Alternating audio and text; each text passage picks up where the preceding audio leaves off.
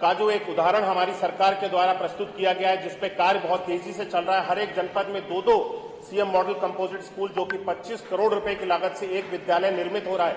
वर्तमान में ये विद्यालय हर एक जनपद में इसके लिए जमीन भी चिन्हित कर ली गई है और वहां पर इसका कार्य भी प्रारंभ हो चुका है। पहले चरण के 75 थे और उसके बाद में पुनः दोबारा से 75, हर एक जनपद में दो इस पर कार्य चल रहा है। और इन विद्यालयों को बंद करके खड़े हो जाने के बाद में किसी भी प्राइवेट विद्यालय से तुलना आप इन इंफ्रास्ट्रक्चर की बिल्डिंग की कर सकते हैं, ये उससे अत्याधुनिक बेहतर होंगे।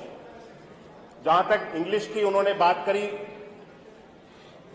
राष्ट्रीय शिक्षा नीति 2020 के अंतर्गत इसको व्यवस्था बनाई गई है। पूरे राष्ट्र में बना करके इस नीति को केंद्र सरकार के द्वारा, माननीय प्रधानमंत्री जी के द्वारा बना करके लागू किया गया और इसके माध्यम से इंग्लिश को एज अ सब्जेक्ट विद्यालयों में पढ़ाने की व्यवस्था बनाई गई, ना कि उसको एक माध्यम बनाने के लिए।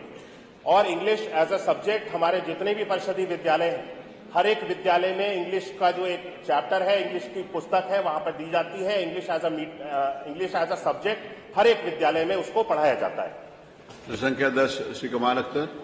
पहले वे भी इस प्रदेश में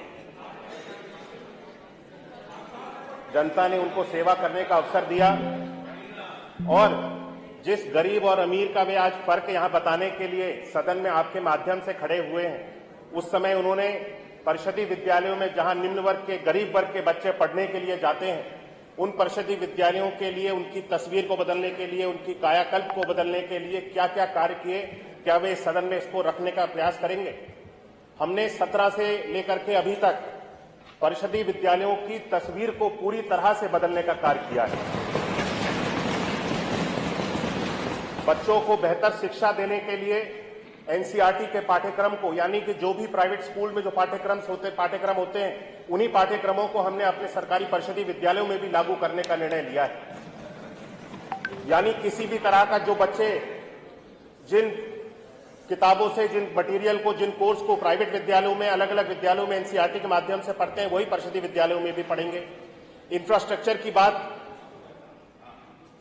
हमने अपने परिषदीय विद्यालयों को बेहतरीन इंफ्रास्ट्रक्चर के साथ जोड़ा और सीएम मॉडल कंपोजिट स्कूल का जो एक उदाहरण हमारी सरकार के द्वारा प्रस्तुत किया गया है, जिसपे कार्य बहुत तेजी से चल रहा है। हर एक जनपद में दो सीएम मॉडल कंपोजिट स्कूल, जो कि 25 करोड़ रुपए की लागत से एक विद्यालय निर्मित हो रहा है।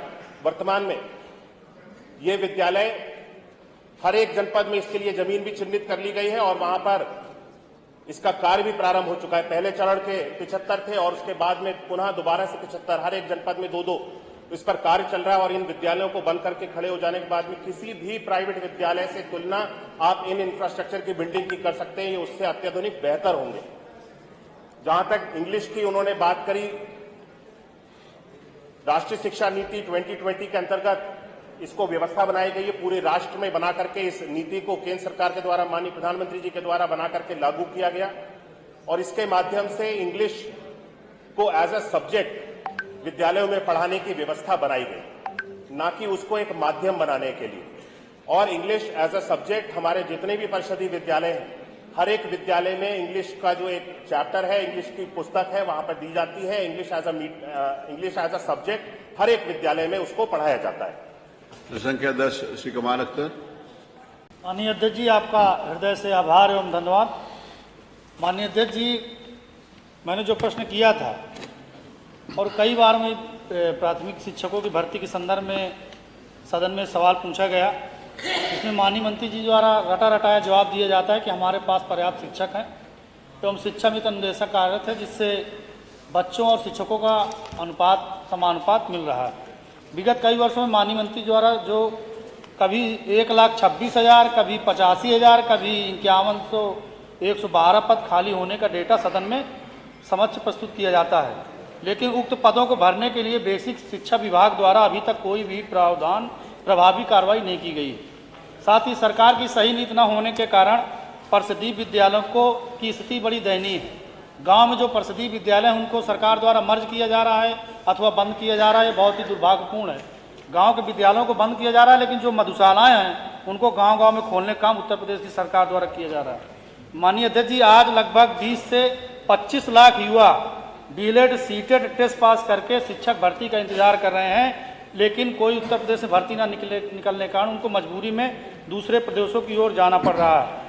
माननीय अध्यक्ष जी, हमारे पास पर्याप्त मात्रा में शिक्षक और शिक्षामित्र कार्यरत हैं, लेकिन इनको शिक्षा कार्य के अलावा जितने भी सारे काम हों उतने पूरे काम शिक्षकों को दिए जा रहे हैं।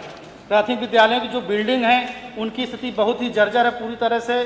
कोई भी गांव जो विद्यालय वहाँ पर पूछना, सारे उसमें नहीं पूछा। माननीय अध्यक्ष जी, आपके माध्यम से विषय पर रहो, आपके माध्यम से मेरा जो बिल्डिंग के ऊपर पहला अनुपूरक है कि क्या सरकार जो पुराने शिक्षक है जिनकी नियुक्ति पूर्व में एनसीटीई की गाइडलाइन के अनुसार हुई थी, लेकिन अभी हाल में ही माननीय सर्वोच्च न्यायालय ने निर्णय दिया है कि जो शिक्षक टेट उत्तीर्ण नहीं है उनको टेट उत्तीर्ण करना अनिवार्य है, क्या उस विषय पर सरकार कोई विधिक राय लेकर उस पर उत्तर प्रदेश के शिक्षकों को राहत दिलाने के लिए कोई प्रयास करेगी कि नहीं करेगी?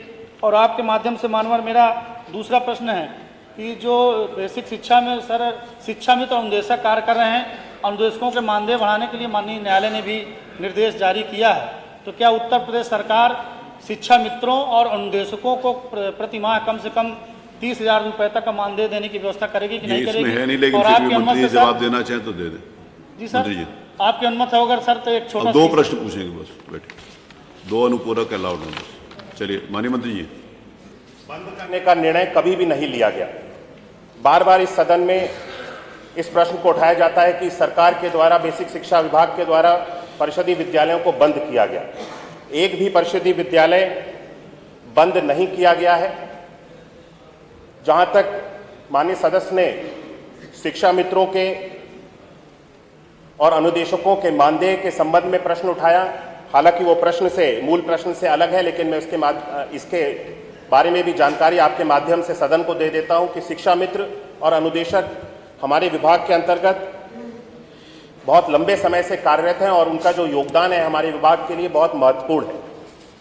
हमने शिक्षा मित्रों के द्वारा लंबे समय से की जा रही जो उनकी मांगें थी, जो कि कैशलेस चिकित्सा को लेकर के थी, शिक्षा मित्रों के अपने मनचाहे स्थान पर उनके समायोजन की थी, इन दोनों उनकी मांगों को पूर्ण करते हुए कैशलेस 5-5 लाख रुपए की परिवार को भी सम्मिलित करते हुए चिकित्सा की सुविधा देने का कार्य हमारी सरकार ने अभी हाल ही में किया है और उनको मनचाहे अपने स्थान पे जाकर के वे अपनी सेवाओं को दे सकें, उसकी भी व्यवस्था बना करके वर्तमान में गतिमान है और चरणबद्ध तरीके से एक एक शिक्षा मित्र को अपने मनचाहे स्थान पे, जिस स्थान पे जाकर के वे अपना सेवाएं देना चाहते हैं उस स्थान पर पहुंचाने की व्यवस्था भी बना दी गई है।